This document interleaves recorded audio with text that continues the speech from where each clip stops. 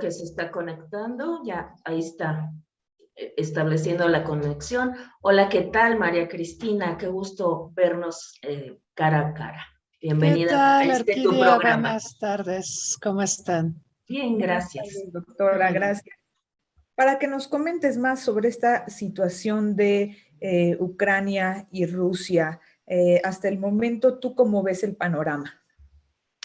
Pues muy complicado porque Putin ha ordenado una invasión a gran escala en Ucrania y han fluido informaciones contradictorias. Por un lado se hablaba de que el presidente Putin había ventilado la posibilidad de negociar con las autoridades ucranianas. Aparentemente se hablaba también de la posibilidad de una reunión en Bielorrusia, un país vecino, para que acudieran representantes del gobierno de Zelensky, de Ucrania, y del gobierno de Putin, pero ahora parece que se volvió a endurecer la postura de Rusia.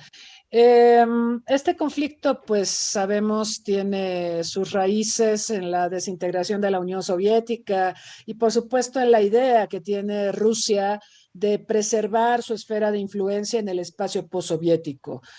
Cuando se desintegró la URSS, surgieron 15 nuevos países. Varios de ellos ya son parte de la Organización del Tratado del Atlántico Norte y están buscando una serie de relacionamientos con Europa Occidental que son inaceptables para Rusia. En el caso de Ucrania, nosotros sabemos que cuando nace a la independencia, con motivo de la desintegración soviética, o digamos en ese marco de la desintegración soviética, Ucrania tenía uno de los arsenales nucleares más importantes del mundo y estuvo de acuerdo en darle sus armas nucleares a Rusia a cambio de la garantía de que Rusia jamás intercedería con su soberanía. Entonces, esto llevó a la desnuclearización de Ucrania, que Ucrania se adhiriera al Tratado de No Proliferación de Armas Nucleares y Rusia, por su parte, dijo, está bien, nunca voy a atentar contra tu soberanía. Por parte de la OTAN, de esta alianza militar en Occidente, que ha logrado incorporar a varios territorios exsoviéticos, visiblemente Hungría, Polonia, República Checa, Eslovaquia y los tres estados del Báltico, Letonia, Lituania y Estonia, y sabiendo también que algunas repúblicas soviéticas como Georgia y la propia Ucrania han buscado acercamientos, la OTAN nunca le aseguró, se lo dijo verbalmente a Gorbachev, se lo dijo verbalmente a Yeltsin, nunca asumió un compromiso en términos de no extenderse o de no ampliarse hacia el espacio postsoviético. En este sentido, las únicas promesas de la OTAN fueron, no lo haremos, fue verbal, no hay ningún tratado de por medio, y sí tenemos que decir que la OTAN incumplió porque sí se expandió hacia el espacio postsoviético. Eso es lo que tiene muy irritado a Putin. Y la crisis actual se explica porque en diciembre pasado el Parlamento ucraniano aprobó una resolución, una norma en la que se señala que Ucrania buscaría integrarse a la OTAN. Esto fue lo que desencadenó toda la crisis que hemos visto, por eso los movimientos de tropas de Putin. Putin mandó varias advertencias, le mandó advertencias a Ucrania, le mandó advertencias a la OTAN, al gobierno de Estados Unidos y además aprovechó el momento yo creo que el timing que vio Putin, como ese gran estratega que es, no nos gusta lo que hace, pero no podemos obviar el hecho de que tiene una visión geopolítica muy interesante. El momento que elige es el momento, porque es el momento en que Europa está debilitada por la salida de Merkel, recordando que Merkel era la más importante interlocutora, muchos dicen que es la lideresa más prorrusa que ha habido en la Unión Europea. Pues ella se retiró y esto debilita considerablemente la interlocución de la Unión Europea con Rusia. Por otro lado, vemos a un Biden que nos ha quedado a deber. Creo que todos teníamos expectativas de que Biden podría restituir parte de la estatura internacional de Estados Unidos que se vio tan dañada durante el gobierno de Donald Trump. La realidad es que Biden no puede ni resolver los problemas de casa, no tiene capacidad de negociación, su propio partido juega contra él, su vicepresidenta no le ayuda. Kamala Harris, ustedes pueden buscar los tweets de Kamala Harris. No mencionaron una sola vez el tema. Ucrania ya está distraída en otros temas, no es ningún apoyo para el presidente Biden. por eso está tan feliz Trump, por eso Trump incluso casi felicita a Putin, ¿no? Porque esto deja realmente muy mal al presidente de Estados Unidos, que hay que decirlo, sí nos queda de ver, no sabe qué hacer, ha anunciado sanciones, pero pues Rusia ha sido sancionada por tanto tiempo desde la era soviética que Rusia sabe ser resiliente ante las sanciones. Entonces, este timing es importante. La otra cosa que tenemos que recordar es que en estos años, en estos últimos años, China se ha venido posicionando como potencia mundial. Y también tenemos que recordar que Estados Unidos visualiza a China ya como a su gran antagonista, como una amenaza. Ya se perfila una suerte de bipolarismo, pero donde Rusia no figura, o así lo asume Putin, ¿no? Entonces, Putin, ¿qué está haciendo? Está reclamando un espacio en la geopolítica mundial. Por supuesto, China es su aliado estratégico en estos momentos, pero no olvidemos que fueron rivales y que la relación bilateral llegó a su punto más bajo en la Guerra Fría entre Rusia y China. Hoy son aliados por necesidad. También lo que está pasando en Ucrania es como música para los oídos de China por el tema de Taiwán y por toda esta crisis que se ha dado en el mar de China. Pero el que el mundo esté transformándose en una suerte de entorno bipolar sin Rusia, pues eso no le gusta a Putin. Putin, claro, en cierta forma también está reclamando un espacio en la geopolítica mundial a través de los movimientos que ha hecho a propósito de Ucrania. Y se ha hablado mucho por parte de algunos analistas, yo, como hemos comentado aquí, nosotras no somos especialistas en política internacional, entonces, bueno, leemos, tratamos de comprender y te preguntamos a ti, ¿qué parte juega esto de los recursos naturales que posee Ucrania en esta invasión? Es muy importante. El tema energético, digo, Ucrania no tiene petróleo, vaya, debe tener algo, pero lo que más tiene es estas capacidades agropecuarias, ¿sí? Tiene algunos minerales estratégicos, pero Ucrania estaría llamada a ser el granero del mundo. Me contaban ingenieros agrónomos que tiene de estos suelos que son sumamente fértiles, prácticamente puedes cultivar lo que gustes. Suelo negro le llaman, ¿no? El suelo negro, y ahí se da lo que gustes, ¿eh? Lo que en otras tierras sería muy complicado, en ese suelo negro de Ucrania puedes cultivar lo que gustes, podría ser un granero del mundo. Que este es uno de los, digamos, plus de Ucrania, que nos ayudan a entender también por qué en la Segunda Guerra Mundial Alemania buscó tanto poseer Ucrania. Digo, Ucrania tiene una historia de masacres tanto en la era de Stalin, que en el proceso de colectivización de las tierras incurrió en gran cantidad de atrocidades y mató a millones de personas, indujo hambrunas en un territorio que produce alimentos, ¿no? Pero llegaron los alemanes y fueron igual o peores que Stalin, ¿no? Pero el tema alimentario, aquí el tema de seguridad alimentaria, el potencial agropecuario de Ucrania es un tema fundamental. Por el lado de los energéticos, esta guerra, ustedes lo han visto, ha disparado los precios de los combustibles, del petróleo, del gas. Esto es bueno para los países que tienen hidrocarburos. Digo, en México no podemos negar que nos beneficia en el sentido de que la miscelánea fiscal del año pasado se calculó con un precio por barril de petróleo de $55 y ahorita rebasa los 100. Entonces, sí, estamos recibiendo más ingresos. Pero el caso de México quizá se diluye un poco porque somos importadores de gasolinas y las gasolinas están por los cielos. Yo he visto aquí... Pero, ¿cuál es el mecanismo que se pone en marcha para que se alteren los precios de los combustibles a nivel mundial? El potencial de una guerra habla de una crisis de abastecimientos. Ese es el mecanismo. Entonces, si hay una contienda y hubiera una interrupción del abastecimiento de combustibles, ¿qué pasa? La ley de la oferta y la demanda. Si un bien es escaso, se dispara el precio, ¿no? ¿Por qué el limón está tan caro en México? Porque escasea. Ya después analizamos las razones, ¿no? Así es. Pero en el caso del potencial de una guerra, por eso cuando vemos crisis en Medio Oriente se disparan los precios de los combustibles, por el potencial de escasez, la perspectiva que se tiene de que no va a haber suficientes abastecimientos, y eso es lo que pone a los combustibles por los cielos. ¿Ucrania tiene gas natural? Sí, ¿verdad?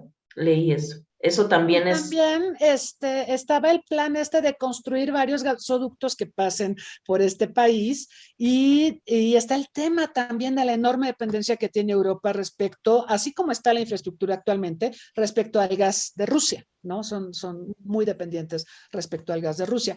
Que por cierto, una de las sanciones que anunció Alemania hablaba de ya no llevar adelante el proyecto de la construcción de un gasoducto con Rusia, pero eso lo puede hacer ahorita.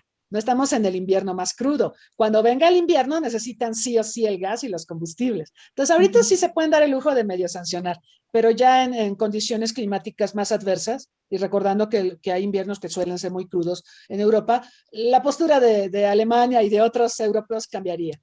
Sí. El presidente de Ucrania dijo en una de estas mensajes a su nación que pues Europa lo dejó solo, ¿no? Que prácticamente no tienen ayuda internacional.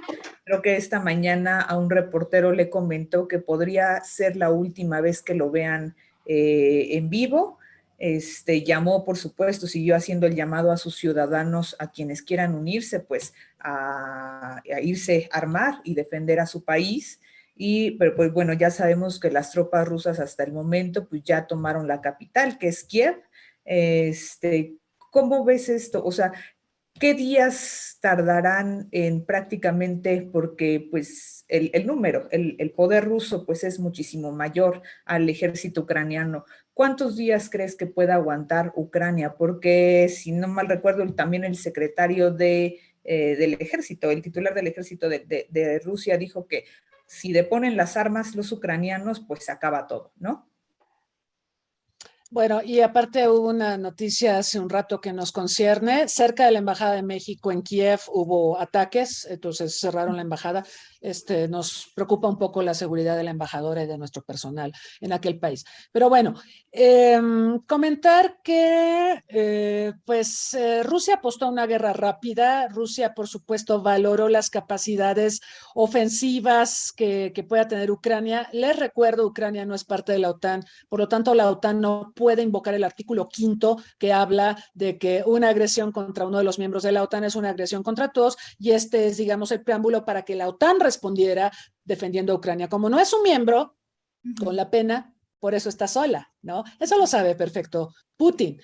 Por eso los occidentales no saben qué hacer, porque ellos en algún momento tuvieron acercamientos con Ucrania y tantearon el terreno a ver si había posibilidad de incorporar a este país a la Alianza Noratlántica, pero el enojo y la furia de Putin siempre han sido un freno. A eso Putin no lo va a permitir. Recordemos también lo que representa Ucrania para Rusia. Es la madre del eslavismo. La Rus de Kiev es la madre, ¿sí?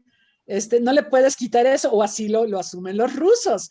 Entonces, el presidente de Ucrania, y es muy triste ver esto, dice, me dejaron solo. No, o sea, podría ser una guerra mundial, porque yo recuerdo que incluso Marco Levario me preguntó, ¿va a haber una guerra mundial por Ucrania? Yo le contesté, no, en la medida en que Rusia no ataque a ningún miembro de la OTAN. Otra cosa sería que atacara a Alemania, cosa que no va a pasar, o a Polonia, que ya es miembro de la OTAN, cosa que tampoco va a pasar. Putin es un estratega, será un personaje siniestro, será imperialista, y pónganle todos los adjetivos que gusten y manden, pero es geopolítico. Él sabe lo que puede hacer y lo que no puede hacer. Ajá. Entonces, él calculó, no es miembro de la OTAN Ucrania, la OTAN no puede entrar a combatir porque entonces sí se hace una situación muy crítica. Estados Unidos pues no puede hacer gran cosa, Biden es débil, no va a obtener el consenso de su población, la población está muy harta con Biden por la inflación, quiere que le resuelva problemas domésticos, problemas del bolsillo del estadounidense, eso es lo que quiere la población de Estados Unidos, no quiere oír de su presidente que va a ir a la guerra por Ucrania. Yo lo dije y es muy triste y me disculpo de antemano con los hermanos ucranianos, pero Occidente no va a ir a una guerra con Rusia por Ucrania.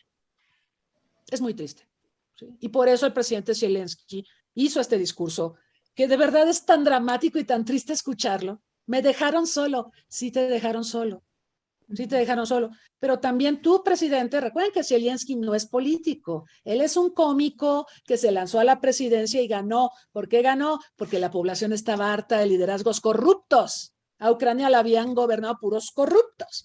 Entonces este hombre, que era un cómico muy famoso en televisión, que además encarnaba a un presidente en su programa se lanzó la puntada de voy a lanzarme a la presidencia, como una película de Robin Williams que se llama El hombre del año, muy padre. Me hace recordar mucho a Zelensky cuando era candidato a la presidencia. Ganó y arrasó, pero él no es político.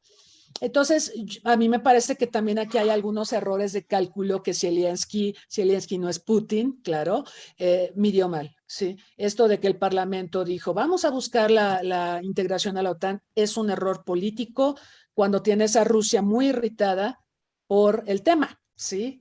Y por cosas que ha hecho la OTAN, también la OTAN diciendo, pues es que Ucrania tiene derecho a pedir su membresía en la OTAN. ¿Quieres que se enoje Putin? Esa es la forma de que se enoje. Faltó tacto, me parece que faltó pericia del presidente de Ucrania. Y por eso, sí, y por eso Putin está es todo. un auténtico monstruo del cálculo de la política.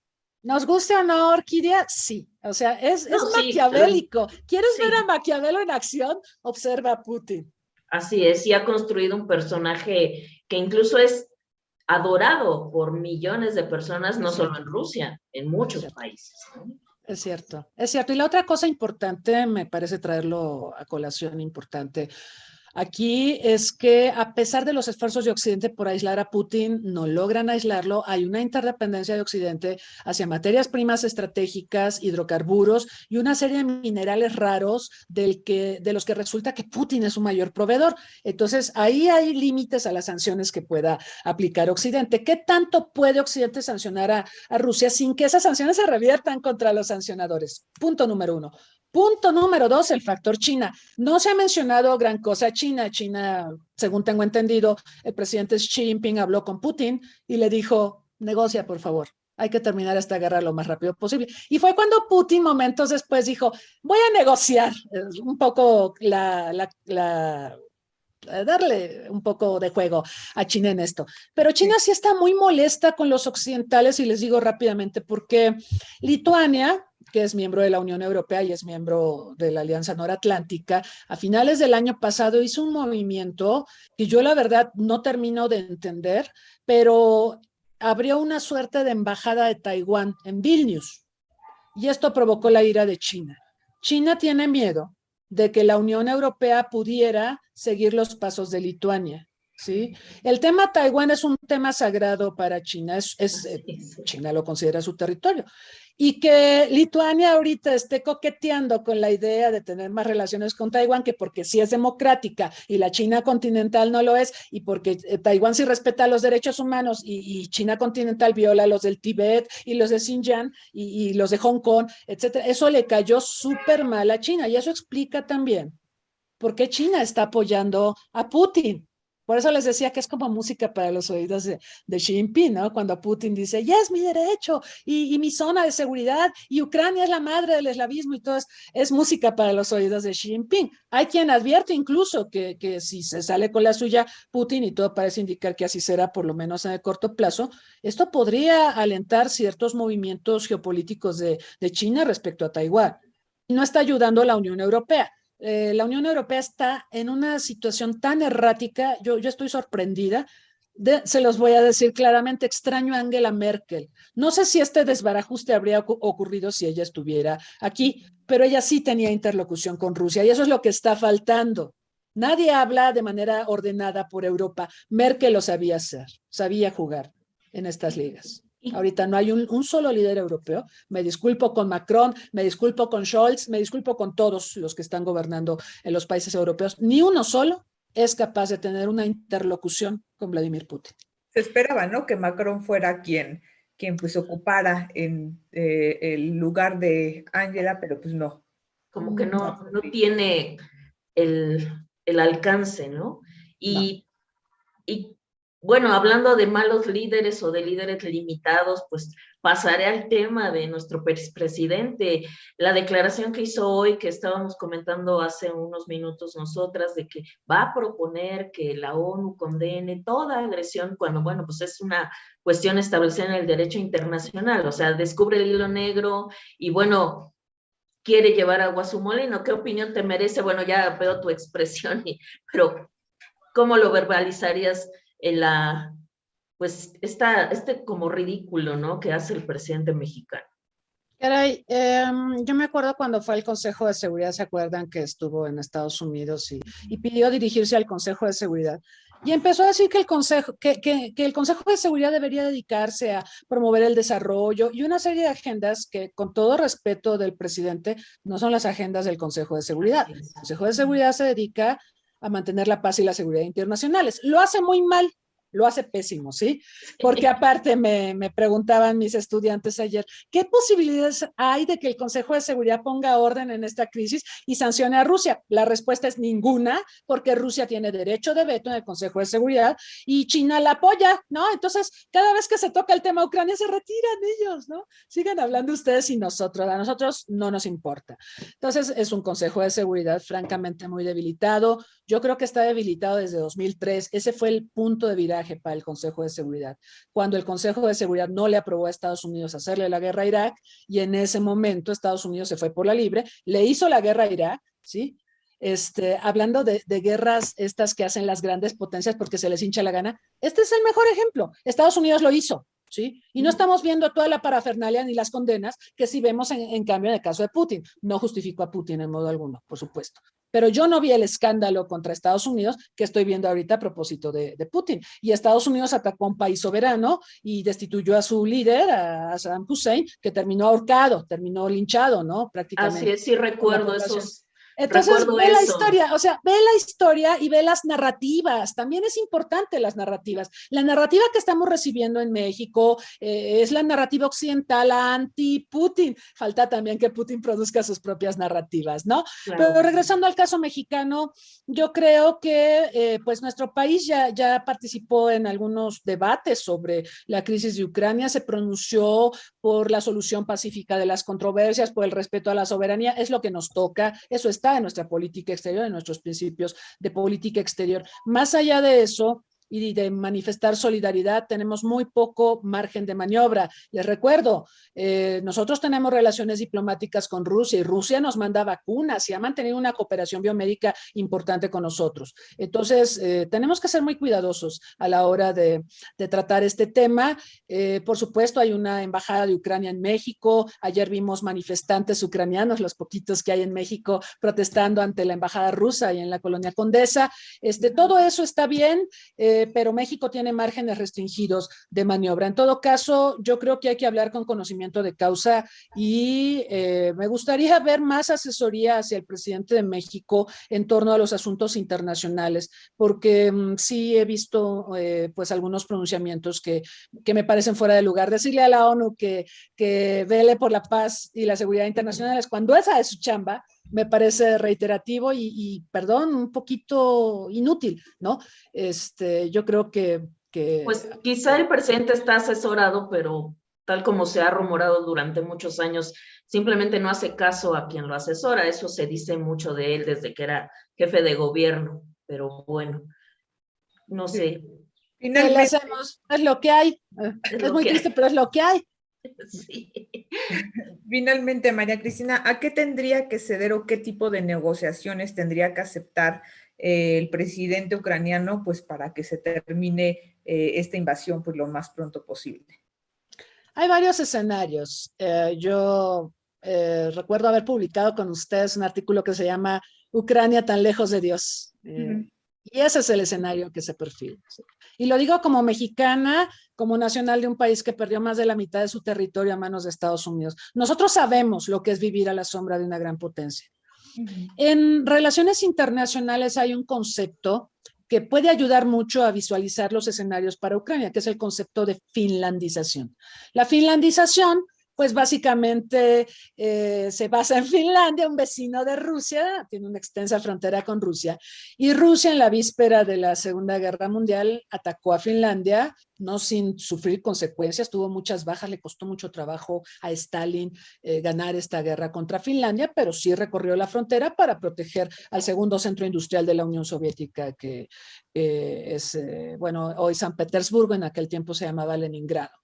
Después Finlandia en represalia colaboró con los nazis, llegaron los nazis al norte de Finlandia para apoyar una invasión hacia la Unión Soviética, pero pues Alemania perdió la guerra y la Unión Soviética le pidió a Finlandia expulsar a los nazis que hubiera en su territorio. Y sí los expulsó. El asunto es que por haber colaborado con los nazis, la Unión Soviética obligó a Finlandia a firmar, lo que creo que va a pasar con Ucrania, un tratado de amistad, colaboración, cooperación y asistencia mutua, mediante el cual Finlandia tuvo que pagar reparaciones de guerra a la Unión Soviética, a pesar de que la Unión Soviética fue la que inició la guerra y la invadió. Y además Finlandia se comprometió a no incorporarse a organismos occidentales que implicaran una cesión de soberanía u organismos que tuvieran un perfil o cariz antirruso. Esta es la razón por la que Finlandia al día de hoy no pertenece a la OTAN y tiene una política de neutralidad, porque esa es la forma que encontró para sobrevivir teniendo a un vecino tan poderoso. Yo sé que no es el mejor escenario para Ucrania, pero como dicen, es mejor un mal tratado o un mal arreglo a no tener arreglo. Y la perspectiva... Un mal arreglo a una buena guerra, a un buen pleito. No, como decían, una mala negociación, una mala paz a una buena guerra. No, porque Ucrania es débil, es frágil, está solita, ya lo dijo el presidente, más claro que el agua. Zelensky ya dijo, estoy solito, me han dejado morir solo, y lo van a dejar morir solo. Y Putin dice, pues esta es la mía, negocio contigo. Lo que le va a pedir es, firmamos un tratado, después van con la OTAN, pero primero hay que resolver lo de Ucrania.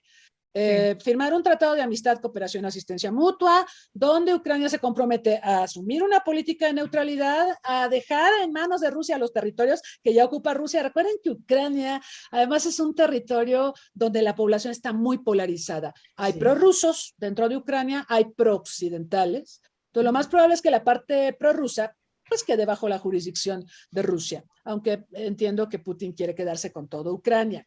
Yo creo que más bien va por ahí. Pero que se firme un tratado de amistad, cooperación y asistencia mutua, perdón por el eufemismo, y Ucrania se comprometa a ser neutral y a jamás integrarse a la Organización del Tratado del Atlántico Norte. Eso es lo que Putin quiere. Lo que sigue es lograr garantías de la OTAN, eso va a estar más complicado, pero es lo que quiere Putin, garantías de la OTAN de que no va a incorporar a Ucrania en sus filas, ni a Ucrania ni al espacio exsoviético. Esto incluye a Georgia, que por cierto también se le aplicaron en 2008, también Rusia la agredió, también reconoció la independencia de dos territorios prorrusos, Abjasia y Osetia del Sur, y esto en plenas Olimpiadas de Beijing. Putin estaba en el Estadio Olímpico de Beijing con la delegación rusa y mientras le estaba dando de macanazos a Saakashvili y a Georgia, y se quedó con esos territorios, con la jurisdicción en esos territorios. Entonces, es la misma fórmula. Llamo la atención de usted respecto a otra cosa, en un rato voy a mandar el artículo, respecto a cómo usa Putin los espacios olímpicos para hacer juegos geopolíticos. 2008, Georgia, ¿sí? Empezó la guerra el 7. Hay una cosa que se llama la tregua olímpica, se supone que no puedes hacer guerras, se supone, o no deberías, 7 días antes de que empiezan las Olimpiadas y 7 días después de que terminan. Putin dijo, hacemos la guerra contra Georgia en plenas Olimpiadas. Bueno, ahí violó la tregua olímpica y movió sus piezas usando como distractor benigno a las Olimpiadas. 1. 2. Crimea. Cuando acabaron las Olimpiadas de Sochi, que por cierto Sochi es una región muy cerca de Georgia, recién acabaron en febrero, y enseguida Putin inició el proceso del referéndum en Crimea, donde supuestamente todos votaron para formar parte de Rusia y se anexó Crimea. Después de las Olimpiadas de Sochi. Y ahorita acabamos de tener, todavía estamos en tregua olímpica, terminaron las Olimpiadas de Beijing de invierno, y en este marco se desarrolló toda la crisis de Ucrania. Entonces el timing que usa Putin, usa las Olimpiadas, curioso, como distractor benigno, para que pues la reacción del mundo, que va a ser muy severa y lo van a condenar, pues no sea tan fuerte al final del día. Pues María Cristina, qué entrevista tan maravillosa nos has concedido, ilustrativa, llena de datos, divertida, amena. Estamos muy complacidas con tu presencia, y pues invitamos a nuestra audiencia que te lea en nuestro portal. Hay muchísimo material tuyo, hay un video que publicamos antier, me parece, explicando esto. Ahora ha sido mucho más detallada, extensa y todo. Y bueno, pues aquí está, no sé si estás viendo los comentarios, mucha gente te está felicitando, dice que eres una gran invitada, una gran expositora, y pues sí, ella, María Cristina, tiene varios libros sobre política internacional y también tiene un libro editado con nosotros sobre los Simpson, que les recomendamos que adquieran. Está a la venta con nosotros en etcétera, pregúntenle a Alejandra.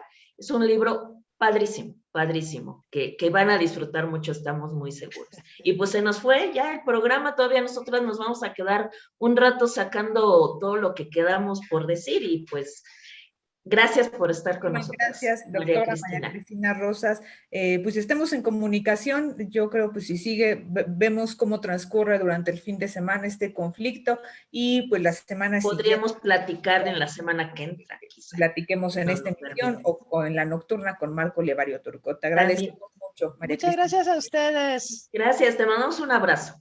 Igualmente, cuídense mucho. Bye. Bye. Pues qué rico me supo esta entrevista.